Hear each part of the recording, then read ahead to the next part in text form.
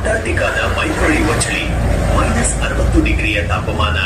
ಈ ಅತ್ಯಂತ ಕಠಿಣ ಪರಿಸರದಲ್ಲಿ ಪ್ರಕೃತಿಯ ಅದ್ಭುತವಾದ ಬದುಕುಳಿಯುವ ಕಥೆಯೊಂದು ಆರಂಭವಾಗುತ್ತದೆ. ಇದು ಕೇವಲ ಬದುಕುಳಿಯುವ ಹೋರಾಟವಲ್ಲ, ಪ್ರೀತಿ ಮತ್ತು ತ್ಯಾಗದ ಮಹಾಕಾವ್ಯ. ಒಂದು ಹೆಣ್ಣು ಎಂಪರರ್ ಪೆಂಗ್ವಿನ್ ತನ್ನ ಮೊಟ್ಟೆಯನ್ನು ಇಟ್ಟ ತಕ್ಷಣ ಅದರ ದೀರ್ಘಕಾಲದ ಉಪವಾಸದ ದಿನಗಳು ಮುಕ್ತಾಯ ಹಂತಕ್ಕೆ ಬರುತ್ತವೆ. ಆದರೆ ಆ ಹೊತ್ತಿಗೆ ಅದರ ದೇಹದ ತೂಕ ಬಹುತೇಕ ಅರ್ಧದಷ್ಟು ಕಡಿಮೆಯಾಗಿರುತ್ತದೆ. ತಕ್ಷಣವೇ ಸಮುದ್ರಕ್ಕೆ ಮರಳಿ ಆಹಾರ ಹುಡುಕದಿದ್ದರೆ ಅದರ ಜೀವಕ್ಕೆ ಡೇಂಜರ್. ಆದರೆ ಕಣ್ಣೆದುರಿರುವ ಮಗುವಿನ ರಕ್ಷಣೆಯೂ ಅಷ್ಟೇ ಮುಖ್ಯ. ಇಲ್ಲಿ ಬರುತ್ತದೆ ಆ ಅತ್ಯಂತ ಕ್ಲಿಷ್ಟಕರವಾದ ಮತ್ತು ಭಾವುಕ ಕ್ಷಣ. ಹೆಣ್ಣು ಪೆಂಗ್ವಿನ್ ತನ್ನ ಅಮೂಲ್ಯವಾದ ಮೊಟ್ಟೆಯನ್ನು ತನ್ನ ಸಂಗಾತಿಯಾದ ಗಂಡು ಪೆಂಗ್ವಿನ್ಗೆ ಹಸ್ತಾಂತರಿಸಬೇಕು. ಈ ಸಮಯದಲ್ಲಿ ಒಂದು ಸಣ್ಣ ತಪ್ಪು ಸಂಭವಿಸಿದರೂ ಮೊಟ್ಟೆ ಹಿಮಕ್ಕೆ ತಾಕಿದರೆ ಕ್ಷಣಾರ್ಧದಲ್ಲಿ ಮಂಜಿನ ತುಂಡಾಗಿ ಗಡ್ಡೆಗಟ್ಟುತ್ತದೆ. ಆದರೆ ಗಂಡು ಪೆಂಗ್ವಿನ್ ಅತ್ಯಂತ ಜಾಗರೂಕತೆಯಿಂದ ಅದನ್ನು ತನ್ನ ವಿಶೇಷವಾದ ಬ್ರೂಡ್ ಪೌಚ್ನೊಳಗೆ ಬೆಚ್ಚಗೆ ಹಿಡಿದಿಟ್ಟುಕೊಳ್ಳುತ್ತದೆ. ಹೆಣ್ಣು ಪೆಂಗ್ವಿನ್ ಆಹಾರಕ್ಕಾಗಿ ಸಮುದ್ರದ ಕಡೆಗೆ ಹೆಜ್ಜೆ ಹಾಕುತ್ತದೆ. ಇತ್ತ ಮರಿ ಹೊರಬರುವವರೆಗೂ ಗಂಡು ಪೆಂಗ್ವಿನ್ ಕೇವಲ ಮೊಟ್ಟೆಯನ್ನು ಕಾಯುವುದಷ್ಟೇ ಅಲ್ಲ, 100 ದಿನಗಳ ಕಾಲ ಒಂದೇ ಒಂದು ಕಾಳು ತಿನ್ನದೆ ತನ್ನ ದೇಹದ ಕೊಬ್ಬಿನಾಂಶದ ಮೇಲೆಯೇ ಜೀವಿಸುತ್ತದೆ.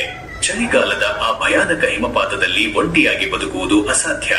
ಆಗ ಸೃಷ್ಟಿಯಾಗುತ್ತದೆ ಆ ಅದ್ಭುತ ಸಹಕಾರ ದೃಶ್ಯ. ಸುಮಾರು 4000 ಗಂಡು ಪೆಂಗ್ವಿನ್ಗಳು ಒಟ್ಟಾಗಿ ಸೇರಿ ಹಡ್ಲಿಂಗ್ ವಿಧಾನದಲ್ಲಿ ಒಂದಕ್ಕೊಂದು ಅಂಟಿಕೊಂಡು ನಿಲ್ಲುತ್ತವೆ. ತಂದೆಯ ಪ್ರೀತಿಯ ಬೆಚ್ಚಗಿನ ಕಾವಿನಲ್ಲಿ ಆ ಮೊಟ್ಟೆಗಳು ಸುರಕ್ಷಿತವಾಗಿರುತ್ತವೆ. ಅಂತಿಮವಾಗಿ ಕತ್ತಲೆಯನ್ನು ಸವರಿ ಸೂರ್ಯನ ಉದಯವಾಗುತ್ತದೆ. ಮೊಟ್ಟೆಗಳು ಒಡೆದು ಹೊಸ ಜೀವಗಳು ಈ ಜಗತ್ತಿಗೆ ಬರುತ್ತವೆ.